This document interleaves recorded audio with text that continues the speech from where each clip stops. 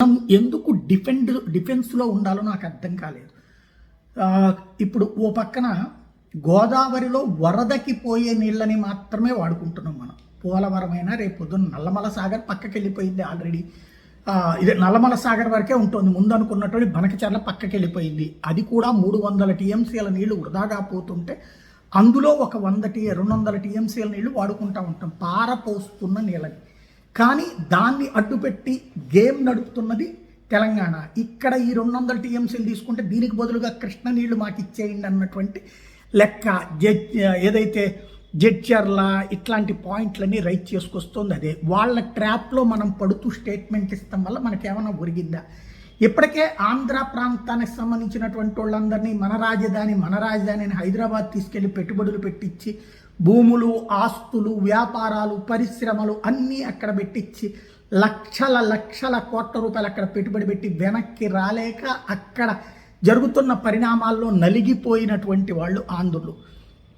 చివరికి ఆంధ్ర ప్రాంతంలో ఎలాంటి డెవలప్మెంట్ లేకపోయినా ఆంధ్ర వాళ్ళు దోపిడీదారులు అంటూ చివరికి ఆంధ్ర రాజకీయాన్ని పక్కనికి తోసేస్తే వెనక్కి వచ్చి పారిపోయి ఇక్కడ బ్రతుకుతున్నటువంటి రాజకీయ నాయకుల ఆస్తులు అక్కడ ఉన్నాయి కాబట్టి వాళ్ళకి సరెండర్ అవుతున్నారు. వాళ్ళు చెప్పిన మాట వింటున్నారు. రాయలసీమ ఎత్తిపోతల పథకం ఆపిచ్చామని చెప్పినటువంటి రేవంత్ మాట నిజమే. ఇక్కడ ఆపించింది ప్రత్యక్షంగా తెలుగుదేశం, చంద్రబాబు నాయుడు ఆ రోజున వివాదాలు చేసి. దాని వెనకాల ఇలాంటిదే ఉందా?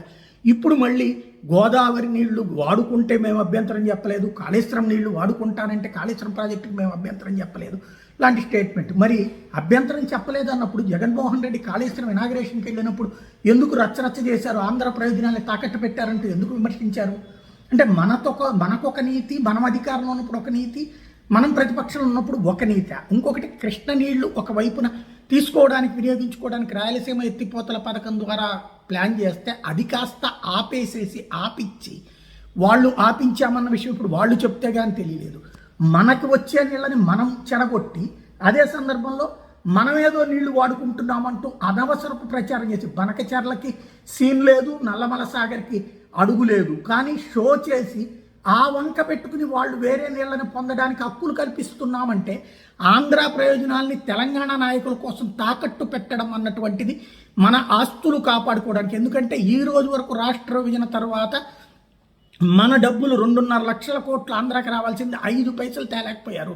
మొదట ప్రభుత్వంలో ఉంది తెలుగుదేశం, ఎప్పుడు ప్రభుత్వంలో ఉంది తెలుగుదేశం, మధ్యలో ఉన్నటువంటి వైఎస్ఆర్ కాంగ్రెస్ పార్టీ. ఎవరి వల్ల కాలేదు. ఈ నాయకులందరి ఆస్తులు అక్కడే ఉన్నాయి, ఈ నాయకుల వ్యాపారాలు అక్కడే ఉన్నాయి, ఈ నాయకుల పరిశ్రమలు అక్కడే ఉన్నాయి. కనీసం హెడ్ క్వార్టర్స్ కూడా ఆంధ్రాకి తీసుకురాలేదు. ఆంధ్రాకి అతిపెద్ద ద్రోహం అయితే మాత్రం ధైర్యంగా చేస్తూ ఇక్కడ ప్రజల్ని కన్విన్స్ చేయలేక కన్ఫ్యూజ్ చేస్తున్నటువంటి పని అయితే నడుస్తుంది.